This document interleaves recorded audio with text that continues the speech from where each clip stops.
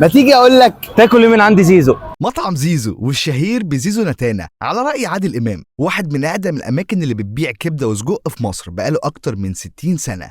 وعشان خروجة المعز مش هتكمل غير بأكلة حلوة من عنده، تعالوا نوريكم ايه أكتر حاجة عجبتنا. انا اول مره اجرب المخ عند زيزو، حلو قوي. جربت هناك الكبدة وبجد كانت حلوة جدا. السجق ده كان حوار. أما بقى كفتة داود باشا دي كانت جمدان.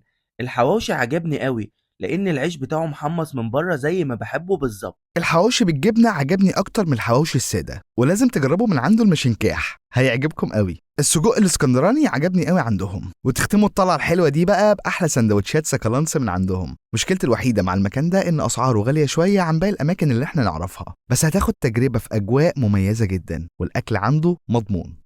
مطعم زيزو واحد من الأماكن اللي أنا بحب أزورها دايما. وقبل ما الفيديو يخلص اتأكد إن أنت عملت لنا لايك، وقول لي بقى بتحب تاكل كبدة وسجق منين، وجربت زيزو قبل كده ولا لأ؟